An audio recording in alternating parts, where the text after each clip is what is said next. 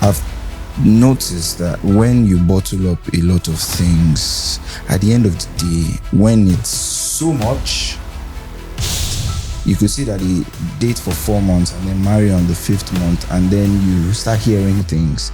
A male A and a female B are not compatible or have to end things. It's not necessarily because he cheated. When a man is trying to be expressive, it is seen as you are complaining. So what do you think about this phrase, God said you're my wife? What do you think about guys It's that do rubbish. that? It's rubbish. Hi everyone, welcome back to Chiora. This is Adora on Chiora, and today I'm with a very special guest, Sammy. Introduce yourself, Sammy. Hi everyone, my name is Sammy Ekwo, and I'm a gospel recording artist, an entrepreneur, content creator, brand influencer, and a master of ceremony. It's a pleasure for you to have me here and to be here. So I believe this episode is going to bless lives. Yes, thank you for accepting the invitation. Anytime. How are you today? I'm good. How are you? I'm good. So, like I was telling you earlier, I think we should read Isaiah 60 before we start. I think maybe it's a message for you. Okay. Yeah. So I'll give you the honors. Please read it for us. Okay. All right. So it says, "Arise, shine, for your light has come, and the glory of God is risen upon you. Yeah. For behold, the darkness shall cover the earth, and deep darkness the people. But the Lord will arise over you, and his glory will be seen upon you. Amen. The Gentiles shall come to your light, and kings to the brightness of your rising. Amen. Lift up your eyes all around and see they all gather together. They come to you. Your sons shall come from afar, and your daughter shall be nursed at your side. Then you shall see and become radiant, and your heart shall swell with joy, because the abundance of the sea shall be turned to you. Amen. The wealth of the Gentiles shall come to you." Amen. How do you feel? I feel blessed. I feel really good. So let's get good. Thank you. Thank you for that. Thank you. Okay. So it resonated with you, right? Yes, 100%. 100%. I mean, last week was I won't say it was a crazy week, but it was a good week because, I mean, the way things fell in pleasant places, and why I said that scripture really resonates is because, I mean, the way turnout of events happened last week was like, and I'm like, oh God, yes, you see me. And so yeah, I'm grateful to God. So that's why I said that really resonates. So once again, thank you so much for honoring my invitation. Anytime. I've watched you for some time, and I would say that you inspire me. The way you... Inspire you? Yes, you do. Like, you work really hard. Thank you. I see that you're like an amazing MC, you're an artist, and then you've worked with like so many reputable brands. And then you're like a huge Chelsea fan. You're bringing Chelsea. Which brings me like to my first question. Okay. It says, when you think about Chelsea's different seasons, the dominant season, the rebuilding phase, the pressure, the disappointment season, which season resonates most with you emotionally, and what did it teach you about yourself? So many questions in one, but I would say, first of all, right now, Chelsea's messing with my emotions, right?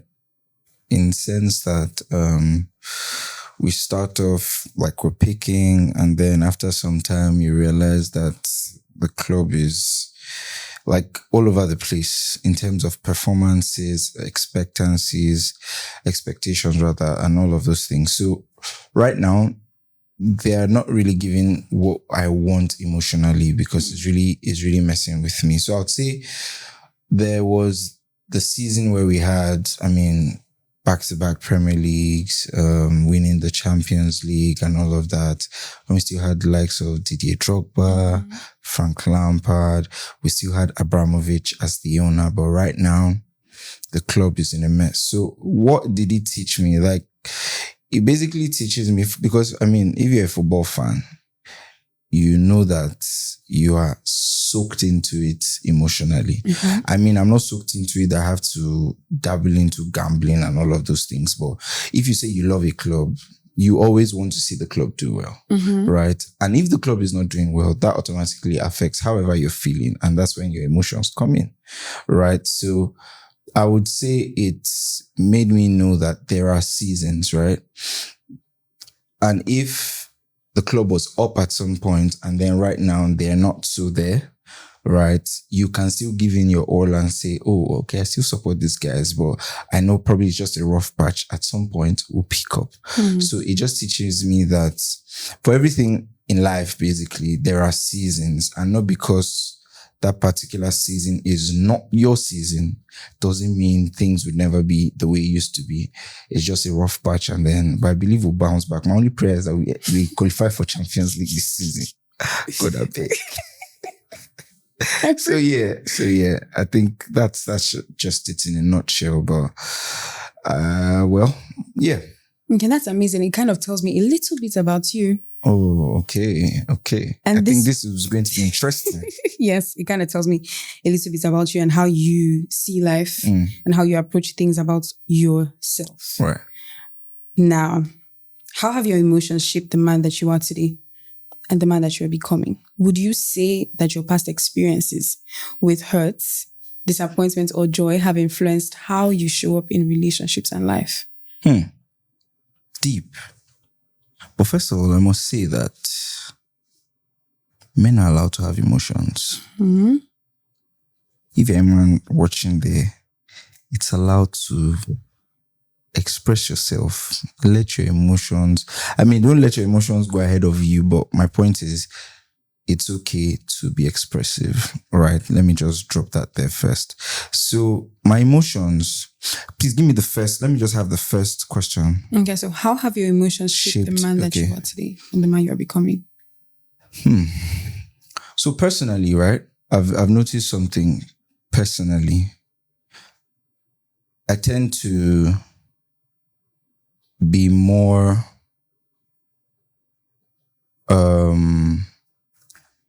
I function more when I am expressive, be it to my partner, be it to my sibling, or be it to whoever I'm working directly with, right? I cannot be battling with something and then I'm just silent about it, right? It makes it worse for me based on personal experience. So I feel my emotions have shaped me into the man I am today because I realize that when I go through certain things, it's okay to speak up. Oh, this is what the situation is. This is what I'm going through. So whoever you're speaking to, you're not trying to be vulnerable so that you just want them to know you're going through stuff. You're also sharing because people that my close circle or people that I surround myself with are people that can also, if not provide solution, they could give an advice or a guidance, or it could even just be, oh, let's have a word of prayer, right? So my emotions definitely have shaped me into the person I am today. And as I always say, men in particular, because obviously this is centered around myself, which is male, which is about men. So have emotions, like always try and speak up.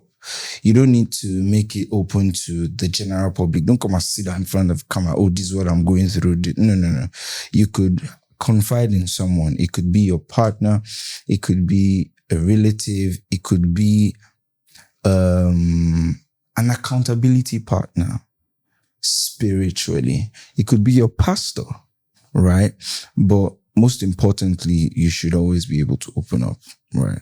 And men can have emotions, right? Have emotions, like not going to cry all over the place and stuff, but speak about whatever it is that is bothering you, because I've notice that when you bottle up a lot of things, at the end of the day, when it's so much, it's just like a time bomb. It just blows up. And when it blows up, you can't control it anymore. So I think let's have the other question. That's the one that follows through. But you could say something if you want to say. I wanted to ask, because you mentioned something about like the people that you have around you. So you have people that are equally as expressive as you, so it helps you. Yes, I would say I also have people that are expressive around me, right? Yes. So for me, I have just one sibling, right? And that's my younger sister. So we don't have a choice than to be there for each other. Right? You don't even have a choice. So, I mean, aside partners or, I mean, long term, when you have a spouse or whatnot, but I'm saying based on how I've grown up, I always have my sister that I could either speak to when there's something that is bothering me. She also does the same. So I think it's just how it's born out of how I was brought up. Right? When people see my sister's videos, both of us trying to joke here, or they see the love, because people even reach out like, how are you guys so close? How are you? But I mean, it's born out of when you're expressive, when you're able to share whatever it is you're going, you see that there's even more bond at the end of the day. So it's something that you kind of had to be intentional about, right? Yeah. I mean, as a man, because I mean, there's why you go to tell woman, say, do you understand those kind of things? People in this time and age, people still have that mindset that you should, if as a man, just deal with whatever you're dealing with, and you're going to be fine at the end of the day. I mean, it could work out for some people, fine, but at the end of the, how long do you want to keep bottling up whatever it is? You don't need to go out on social media or carry a microphone or a megaphone on the road saying, this is what I'm going through. No. You could still have, as I said, people within your close circle. It could be your wife. Nowadays, some men say that are married, they cannot even talk to their wife and say, this way. Say, if I talk to her, how would she, do you understand? So, yeah. I understand you. And the way you keep saying this social media thing is making me think like maybe you know someone that has done that. I don't know, but people can nowadays, anything can happen on social media. It's okay.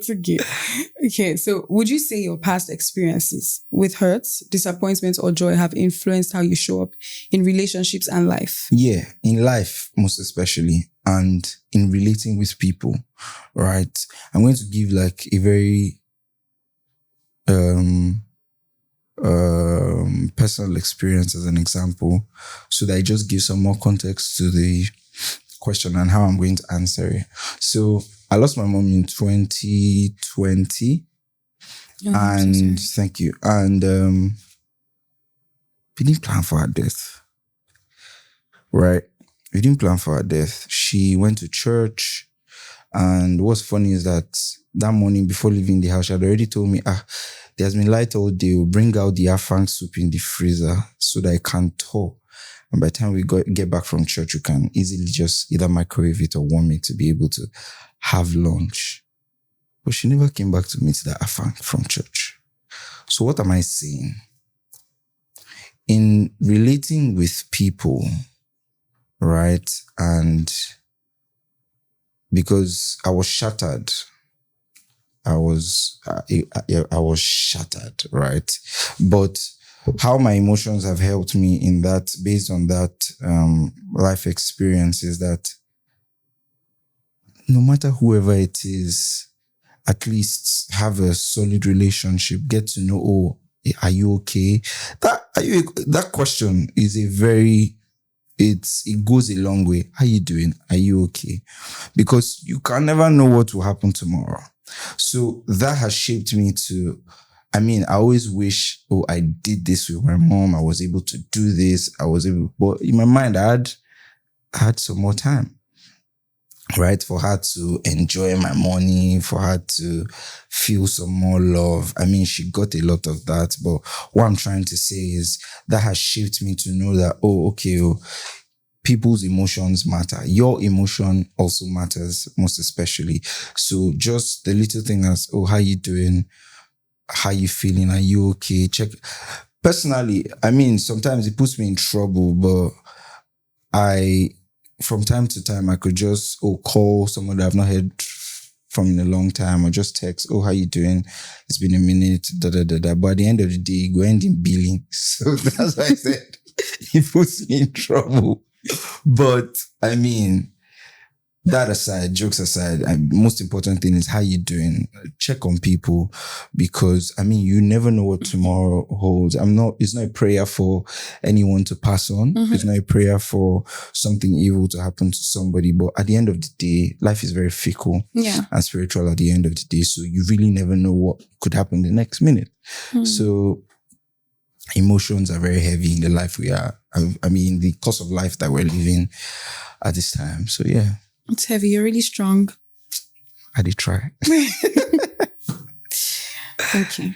So the second one is, why do you think a lot of men struggle to express their emotions, especially when they are hurt? Okay, so let me ask a question. I don't know if you want that. Okay. So with regards your relationship, okay, right? When you lost your mom, could you come out and say it? Like, were you okay to be that vulnerable? Like, because I know that there was lots of heavy, emotions that came with it. Were you fine with being that vulnerable with your partner? Like, was it something that you were open to, like, or did you hold it in first? So at the time I lost my mom, I was single. Okay. So I didn't really have anybody to go and cry to. Okay, with your sister, right? Could you come out, or were you trying to be strong for her as well? No, exactly. I had to be strong, right? Because it was very funny. My mom died and my sister was in school. She was in Kwame Nkrumah at the time. So she only knew that, my mom was in the hospital. She didn't know how my mom had passed on. So we had to play a lot of mind games, telling a lot of spiritual lies.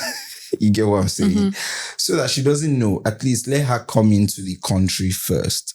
And that was when we were able to break it down. So I was very strong. I had to also be there for my dad, because my dad is someone that is very quiet. He can also be going through a lot of things internally, but he just plays it calm, like there's nothing going on. So sometimes we're even like, oh God, be vulnerable to us. At the end of the day, it's just three of us. Do you understand? So my point is, I was strong at some points, but I had to open up in the long run, because the more I bottled it up, the day I eventually broke down, it was like, I never cried for like 5 years. Do you understand what I'm saying? So at some point I had to be strong, but at some point you still had to be vulnerable. Okay. Yeah. Okay. Yeah. So you're like a balanced man. Yeah. You have to be.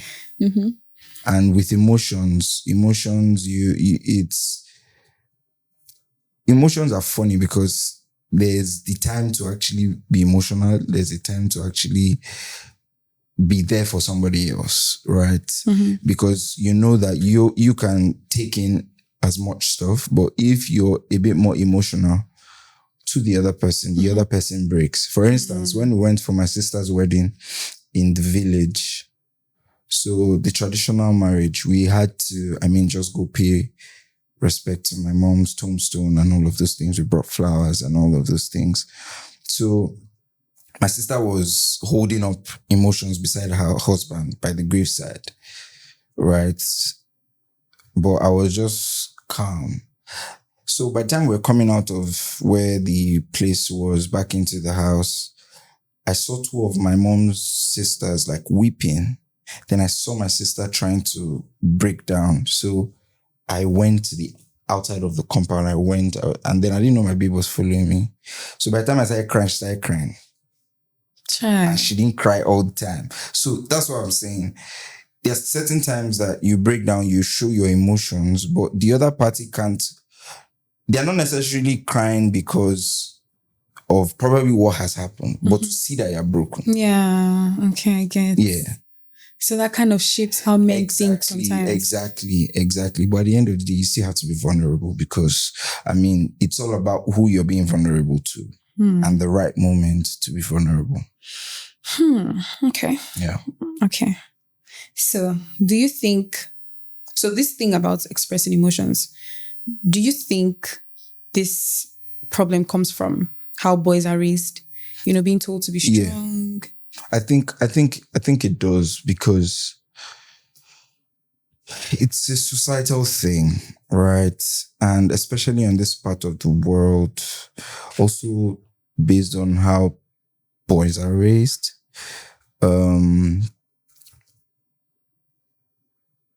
There are statements like, you're a man, you have to endure it. Now, man, you be, right? Men don't cry. You'll be fine. Things like that. And it has shaped, boys growing up into men to think that, oh, okay, you shouldn't share your problems or whatever it is you're going through emotionally. You shouldn't express yourself. So, and it's causing more harm than good. You think you're saving yourself from any oh, okay, this is what this guy said, or something like that, or talk here and there. But you're damaging yourself, because at the end of the day, you realize that you've bottled in a whole lot and you're mentally killing yourself. So I always encourage men, especially my guys, that you don't have to share with the whole world. If there's something that's bothering you, we can come back to the circle. If you fear to go tell a woman, come back to the circle. Oh, guy, this is what I'm going through. It's okay to be vulnerable, right? It's okay. You can be, I keep saying it. I think that's where people don't get the balance. You can be vulnerable, but you don't need to share the whole detail. You don't need to pour out yourself and be out there openly, right? You can be vulnerable, but not necessarily. If there's sensitive details, you don't need to put out there, but at least let it be that you've spoken up to someone. You've been able to share whatever it is you're going through. And I think it's also a thing of how boys are grown up. Personally, how I was raised, you're checked up on almost every week. What's going on? How is this? What's this? So even if they don't ask you, you are eager to come and give feedback on what is going on in your life. So with that kind of upbringing, you can't be in, for instance, a relationship, or you have a close business associate or your inner circle, that you would still have to lock up yourself and bottle up your emotions and all of that. So I think, new age parents should do better. So, on this thing about like how men are raised, do you think this thing can affect how, commitments? Because I find that, there's so many women than men that are open to committing in. And if you go back and you trace the reason why so many men are not really open to committing, you see that it has a lot to do with like the things they saw growing up, experiences, and stuff like that. I think I agree with you. Because if we're being honest, it's still an emotional thing. It's still an emotional thing. Why a male A and a female B are not compatible or have to end things is not necessarily because he cheated. What you're expecting as a woman is not what he is showing or giving. So it could be a factor of how men have been stereotyped, or how your upbringing has been, or whatnot. Because if you don't have emotions, how do you want to love? Hello? True, do you understand what I'm saying? Yeah. So it's a ripple effect, if we're being honest. I may not be correct, but based on, things I've heard, things I've seen, it may not just be because of your upbringing. Other things could play a major factor. But I think if a world that could encourage men to be more outspoken and know that men's feelings are valid, are important. Because another thing is, when a man is trying to be expressive, it is seen as you are complaining. Really? Yeah. there's another angle. There's another school of thoughts that then you hear things that is not that deep. When it's not a man's turn to express himself. Okay, I see what you mean. Okay. So, I mean, there should also be, from the female point of view, and then generalizing how men should be shaped, right? And that's from upbringing. There should be conscious effort to allow men to be able to be expressive, to be able to share, be emotional, right? Whatever it is that's bothering you, be able to speak to someone, be able to say, oh, okay, this is what is going on, this is this. And I think the world would be a better place, because if men are being able to be expressive, it helps how children are raised, it helps how relationships foster. And the world is just a better place at the end of the day. That makes a lot of sense, really. I'm still, processing everything you're saying, and it's like changing my, mentality on a lot of things. And really, I'd say thank you for the things you're saying. Thank you. Okay, so I'll ask you this question. I was just like thinking about a lot of things. Like, okay, let me just hear this from a guy's perspective. There are so many women. Yeah, let me speak for all of us. There are times when, so from a guy's perspective, I'm just think of how I can put this without coming off, without passing the wrong message. So there are so many women that, let me not say women, a lot of us, right? We've had experiences where you would think that a guy likes you, right? But it's just him being friendly. So from a guy's perspective, how would you say that? How can you tell if a guy really likes you? Because people like to, put it in one bubble. Like, okay, he communicates with you. Maybe he's intentional. He shows up, or maybe he buys you stuff, or he's sacrificial. He gives. But there are guys that naturally they're like that, and it has nothing to do with like having feelings for you. What does now want? Just like friends with you. They're just friendly. So that's the problem, right? From the get-go, as a lady, you also need to, I don't know how that is possible, but you also need to be clear. What are we exactly doing? Right? It's difficult, I know, but you can't keep on receiving gifts now. You can't keep on receiving gifts. You can't keep on getting the attention, and then there's no clear direction. How long does that want to go on for?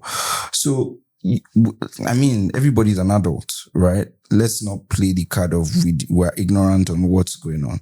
Okay, you're getting me gifts, you're doing this. Oh, are we doing this on a jovial and friendship level?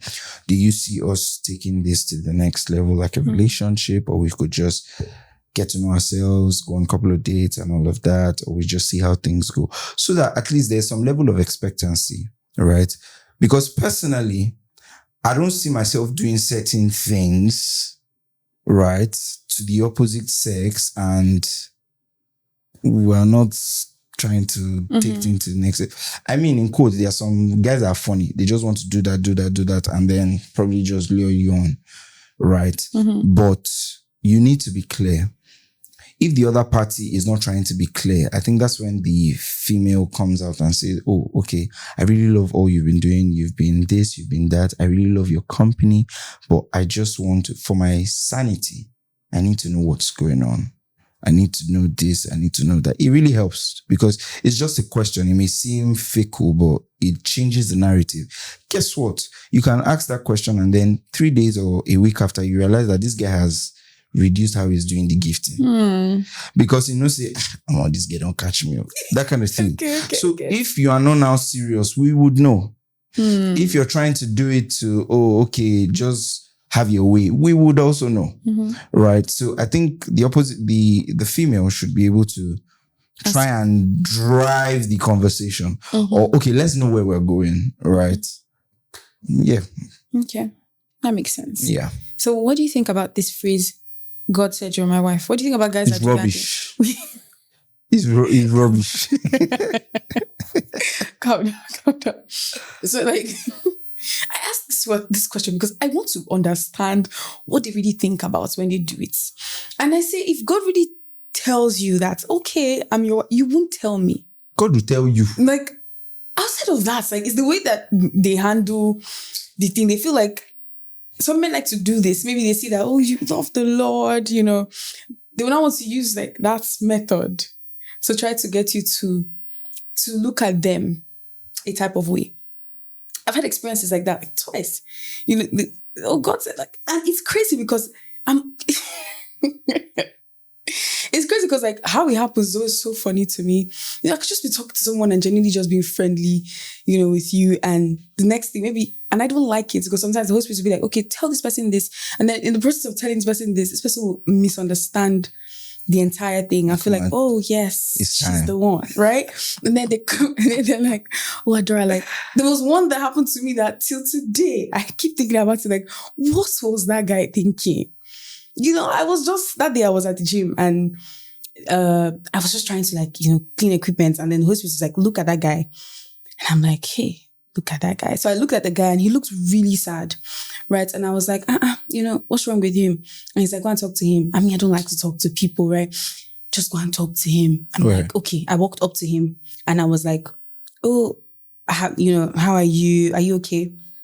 And he just looks at me. You know, when you look at someone and he's like, wow, my savior, right? He just looks at me like that. And in my head, I'm like, let's know you know, go be the one care.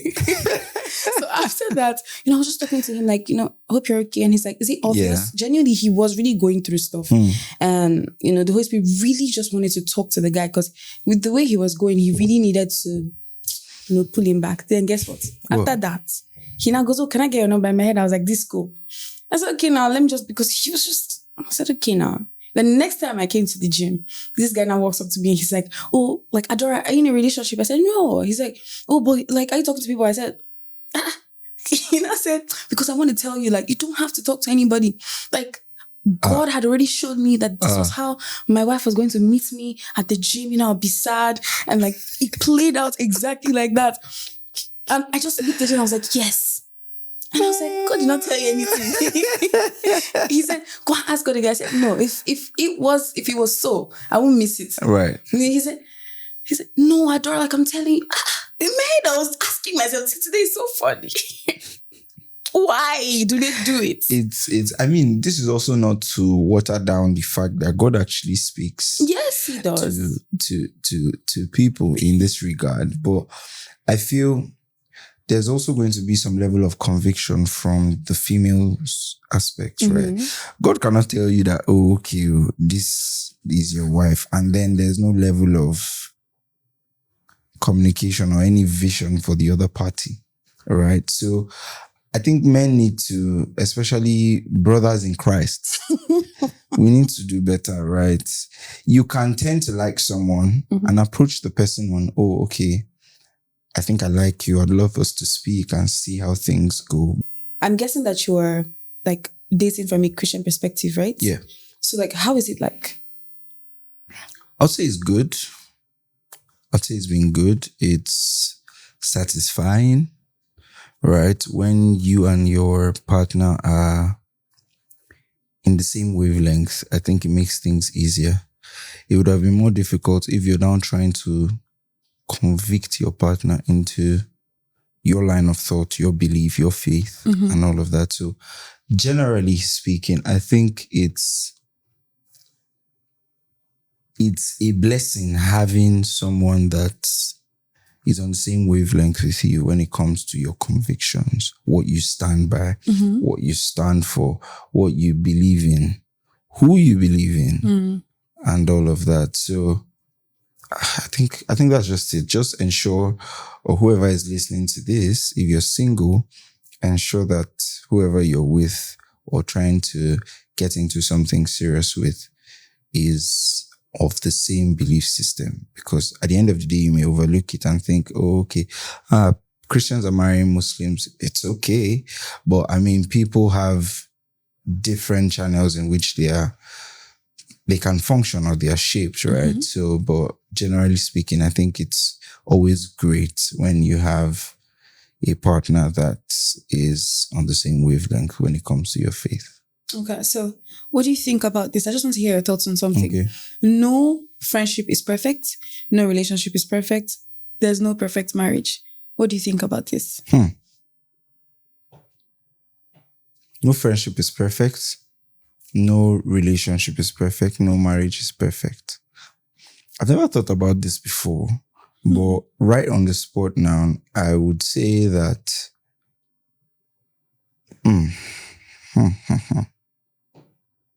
what I would say is there could be flaws here and there, right? It may not necessarily be in the context that it's not perfect, right? But there could be flaws. There could be setbacks.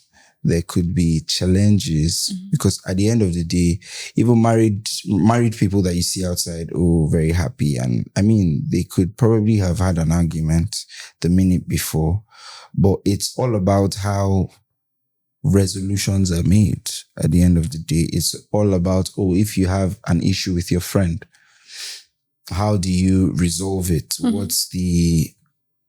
How do you go about it in trying to ensure that, okay, you guys are back together and you squash whatever the challenge was or whatever made you guys have that issue, right? Or address it, most importantly. Because at the end of the day, the statement could be, it's not perfect, but in all honesty, every friendship, every relationship, every marriage has its own peculiar challenges. But at the end of the day, it's all about how you resolve it. Your marriage having issues, is your resolution divorce? That shouldn't be your resolution. At the end of the day, it's all about, are you coming out to social media to talk about what your husband did or however it is? I mean, you could do that internally if it's your immediate relatives, your in-laws or whatnot. But at the end of the day, it's how those situations are managed.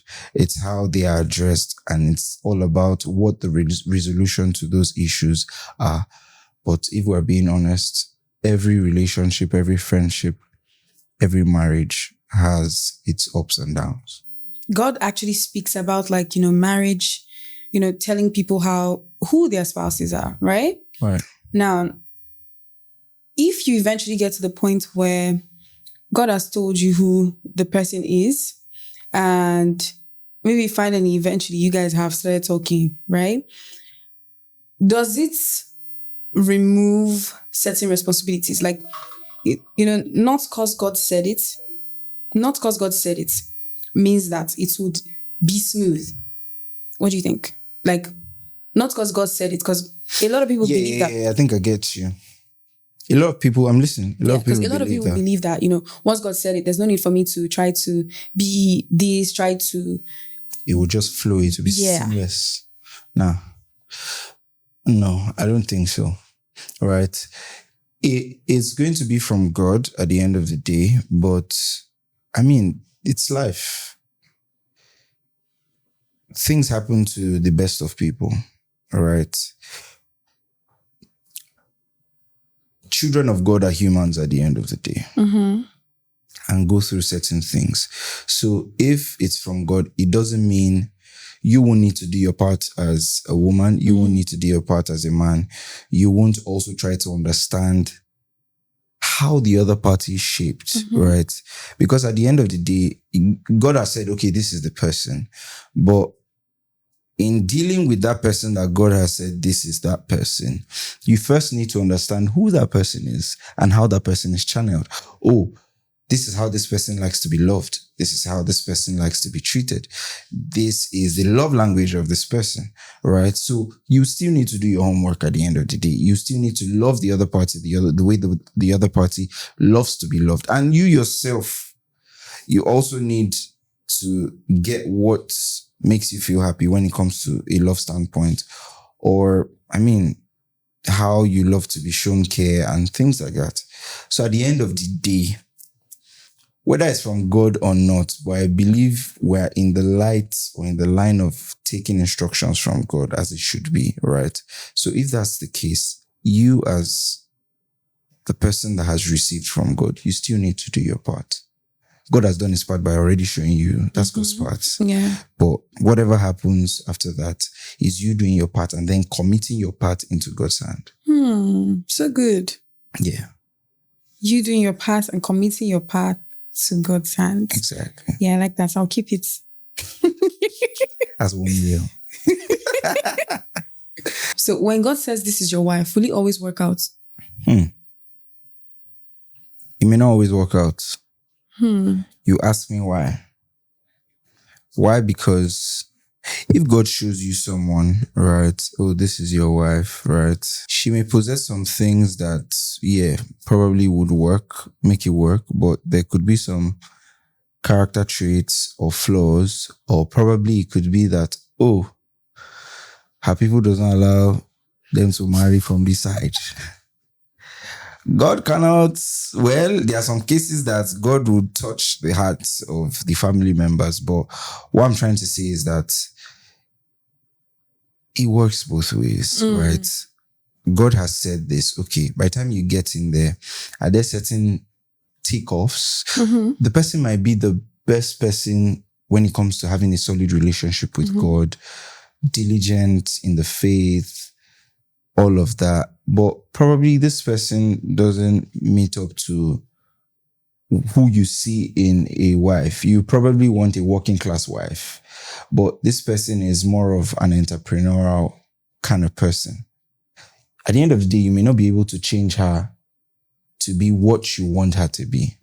But from the perspective of God, this person is diligent in her work with me, great service to me in the area of giving, in the area of furthering the things of God. She takes it all. So I think, but at the end of the day, we are humans. God has said the one that he wants. But on our own part, I mean, is she your spec? That's another thing. God can say, this is the person, but does this person meet your requirements? Does she have what you would want in a partner or in a wife? Right? So at the end of the day, there are different parameters to these things, if I'm being honest. So God can say, this is your wife, but 70% of the time it works out, or 60%, but there are some other percentages that it doesn't work out, and that's due to natural things as humans, our desires, what we love to see in a woman. Because trust me, all men are shaped differently. I may like this in a woman, and I may not like certain things in a woman, but there's another guy that likes what I don't like. Do you understand? So I think that's just my point of view. But you think God can, I get this, right? Even if you don't end up with that person, right? Yeah. It doesn't mean that is the only, but you've missed out on the will of God, right? Not. But do you also believe that there are times where he's very intentional because there's something about this person that you need, and it has to be that person? What do you think about that? Then that's the person. To be honest. Then that's the person. So that's where you now have to, because to be honest, relationships and marriage is all about understanding, right? It's all about sacrificing. You would have to leave off some things just to be able to ensure that, this actually works, right? It's as simple as in relationships. This is what you used to love, but now you're in a relationship, you're seeing someone, you can't be doing certain things anymore. You can't be staying out late. Okay, you're in a marriage. Every Saturday, you used to hang out with the guys to watch football. At the end of the day, you play games all night into the night. But I mean, there's now someone that has come into your life. So it's more like, okay, this person now is the priority. So you have to compromise. You have to sacrifice. So it's either you choose your love life, or you satisfy what gives you pleasure, which is in the gaming and the football and all of those things. But at the end of the day, who are you living with more? The spouse, and not that pleasure. Okay. Yeah. Okay, that makes sense. So now when let's say you met a girl and, she is ticking all your boxes from afar, right? And then you start getting close to her, you start seeing something different from, what you thought. What do you do? Because maybe now you guys have got to the point where you start dating, you now start seeing like different parts of her. That's the thing. You cannot tick my boxes from afar. You can't. If you're ticking my boxes from afar, it's probably what I'm seeing. And they know they see person finish just outwardly. Do you understand? So there's no way I will see you from a distance. You may tick some, but you may not tick all at the end of the day. Okay. So basically, it still boils down to me getting to know the person, be friendly with the person, see the person outside of what I'm seeing physically, get to know a couple of things and all of that. Then I can now say, yes, this person has ticked all my boxes. Because by every standard, you should not start dating somebody just because they've been able to tick your boxes from afar. Obviously, you would get into whatever it is, relationship or talking stage, and you would see that, this and this is probably not something you would like. And at the end of the day, you've committed into something and then all of a sudden you have to squash it. So I am always of the opinion that get to know, first of all, you should even be friends first with whoever it is you want to get into anything with, because it just makes it easier, because you're not trying to impress this person. There is already a level of relationship. We know each other. So when it's now to take it to the next level, it's not really much of a difficult task. Okay. Yeah. What if, some men are funny, they know how to mask some things. Maybe even come close safe. And this person is just pretending. Because I've heard stories like that. Like they tell me that, it was when they got into marriage and they now saw that this person just hates them. Yeah, the guy doesn't talk to them. It's just, so I'm like, why? Is it not wickedness? Like, okay, everything was fine. When you guys were dating, the guy was pretending, acting like, I don't get that.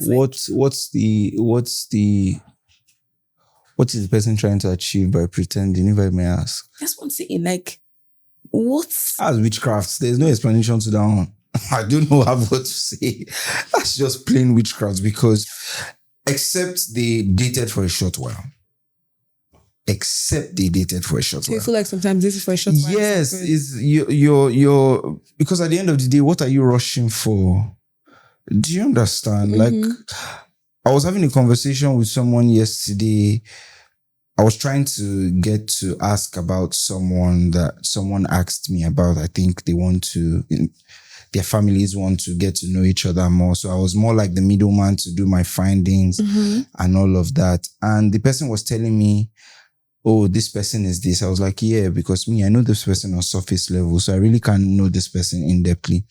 And the person was telling me, oh, okay, are they trying to get married this year? I said, you're already asking about getting to know this person more, and you expect to marry this year. I don't see things work that way. The person was like, never say never. They can. I know somebody that they started dating and 4 months after they got married. I'm like, good for them. It doesn't work like that for everybody. People are not channeled that way. On certain circumstances, you could see that they date for 4 months and then marry on the 5th month, and then you start hearing things. Get to know your partner properly, because the longer you spend with that person, you tend to see certain traits, and then oh, can I cope with this in the long run or not? Not that you entered something and then you are surprised to what you're seeing. It's best while you're on the game. And then in the course of the game, you see that, this person is injury prone. Let me know if I can still continue this match or enter the transfer market. And I get that. Yeah. No, it makes a lot of sense, actually. Thank you for this. Yeah. So, when you have personal convictions and it doesn't work out at the end of the day, does it mean that you didn't hear God well?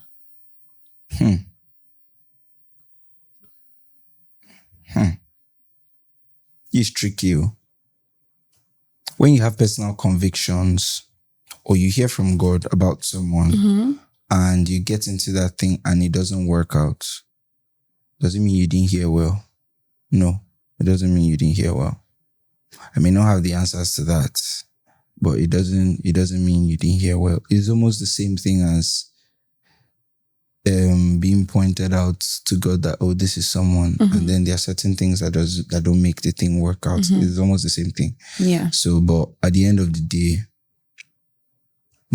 Sa is God. If you say you heard from God and it doesn't still work out, it doesn't change who God is. Yeah. It doesn't make less of who God is, but it does happen.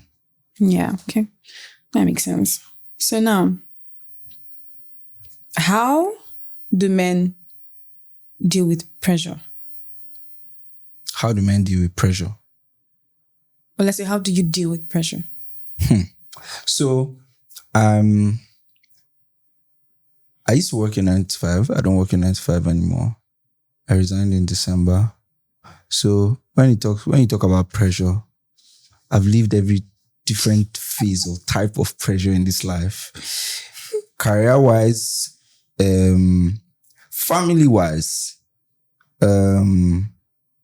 relationship-wise, expectation-wise. Society alone is enough pressure. Social media is enough pressure. You see your classmates having their lives all figured out. You're seeing, that's enough pressure. And you're naturally pumped into, let me get my this, let me get my life. On the career side, you have to meet targets. You need to do this, you need to do that. So there are different types of pressure, right? But at the end of the day, it's how you manage it. Personally, I shut out the noise. That's one thing I'm really good at. Shutting out the noise. And that noise could be, oh, you're not doing this, you're not doing this, you should do this, you should do that. Shut out the noise and just ensure you're in line with God's plan. And aside being in line with God's plan, also draw out a target or a goal for yourself and work towards it. Prayerfully work towards it. Whatever it is you're doing, because generally men are pressured on a daily basis.